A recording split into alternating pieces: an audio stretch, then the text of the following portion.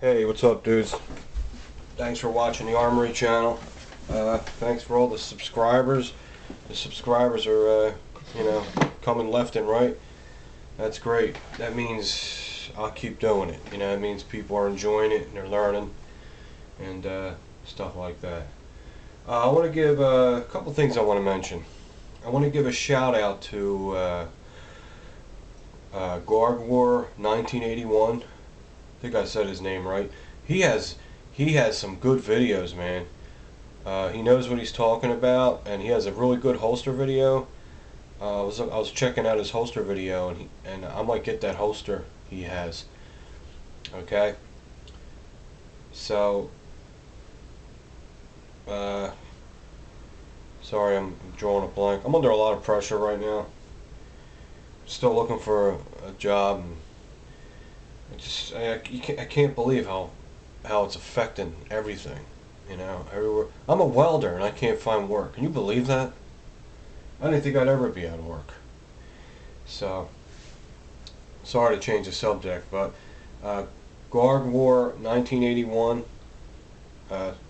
Thanks for for posting my shirt and all, and I like your videos too. We have a lot in common.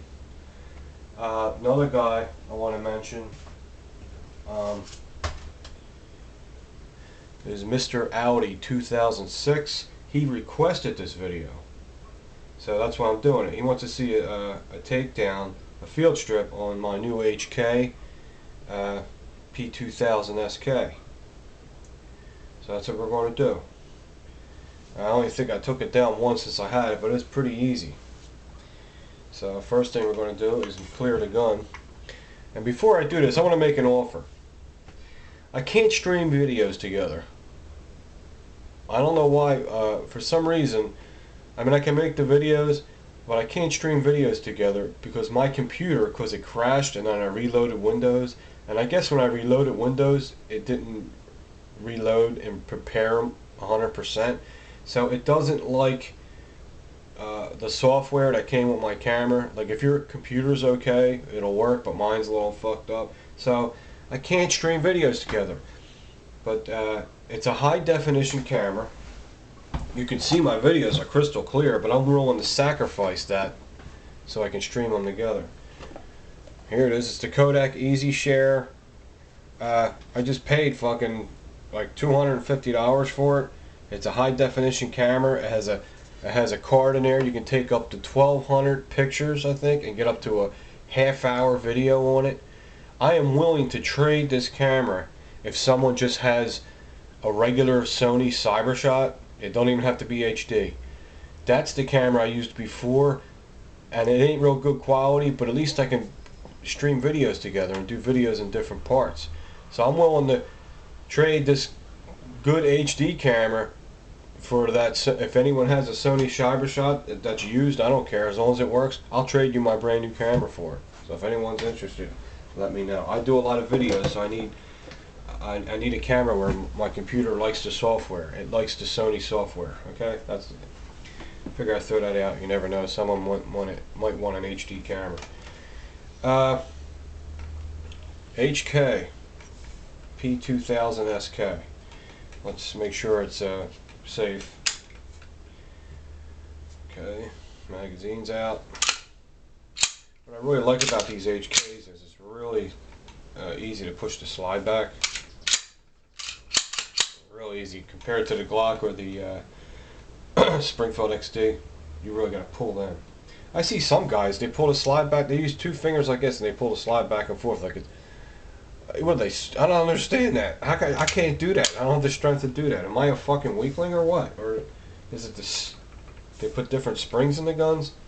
I see it on TV, like gun TV shows too. The guys will just use these two fingers, slide the slide back to make sure it's clear. And, I gotta grab this sucker and pull it. I don't know how they do that. First thing you do when you strip this down, when you field strip, is make sure it's safe, and it is. Then the next thing you do is there's a little notch right here, and you're gonna line it up with this with the slide stop pin right here. Now the slide stop pin, you can't see it, but right behind here the slide, it's shaped like a square, just like that square. So you do is you just pull it back and line it up, and then just push it out. Comes right out. This gun is so easy. You don't have to pull the trigger like a Glock or an XD. That's it. You take that out, flip the gun upside down, pull it off, and there it is. Now here's your slide. Here's your recoil guide spring rod, and it's all steel, which I love. I don't like plastic guide spring rods, and this is kind of unique looking. If you barely even have to push it to get it out. Look, I just lift it right out. Comes right off. Like the Glock and the Springfield, you got to push it, lift it up, which ain't no big deal. But this is like really good innovation here. That's a really unique looking guide spring rod. Look at that. It's all steel. It's nice and heavy. It's real heavy duty, and that comes right out. You just push forward and lift it up. Pops right out. Now to take the barrel out, you lift it up like that, and then lift it up. It comes right out. That's it. Simple to field strip. As far as a firing pin, I'm not going to get into that. Once I get to know the gun better, I will. And I was asked to show where to lube it up. Well, this is what I do. I use this thin oil. It's like water to shit, to coat all the parts with my hands. Okay, coat all the parts. You don't want to use a thick oil for that. You want to use a thin oil. Then I'll use lube, and I'll lube. These are your guide rails. 1, 2, 3, 4. I just put, not oil, grease. I'll use grease, grease, grease, grease. Okay, because the grease will stick on there and stay there. The oil will dry out. Okay, I use grease there, and then in the slide, in the grooves, I'll just put a little dot, like 2 on each side, and that's it. And then when you put the gun together, rack it and move it around, and you're good to go. Now when it comes to oil, I coat everything with this oil. And like I said, steel's like a sponge. It absorbs like a sponge. And that's all I do. And then I coat all this with oil, but not too much, man. Just really use it sparingly. And you want to coat the slide stop pin with oil too. And that's how you disassemble it. It's real simple. Okay, now to put it back together, you just put your barrel in. I want to say something about the barrel. If anyone knows anything about HKs, they have one of the most unique looking barrels. You have to see the inside of it. No other gun manufacturer makes the rifling like HK. The only one that comes close is the Glock. What I'm saying is, most barrels, the rifling in it, you'll see the grooves, which is cool. But the bad thing is the grooves will trap copper and lead in the grooves, so you really got to make sure you clean it good, or the gun won't perform. This has rifling in it, but it doesn't have any grooves. It's really very amazing. The only way you'll appreciate it is take a barrel out of an HK and look at it with a light. It looks like a diamond. You spin the barrel around, and it has a diamond look. You won't see no cut grooves, but you'll see the shape of the rifling, but there's no grooves in the barrel for any dirt to get trapped in. There you go. Look at that, motherfucker. There's a reason why HKs are so accurate. Put the barrel in like that. It's real easy. Slide it up, slide it down. Now when you put this in, just make sure this notch is facing up. Okay? Just put it in and push it very, very little, and it goes down. It catches. This part on the bottom catches onto the barrel. I'm trying to hurry up. 9 fucking minutes already. Now I just get this, line your rails up with the grooves there. I always do it upside down. It's easier that way, like that.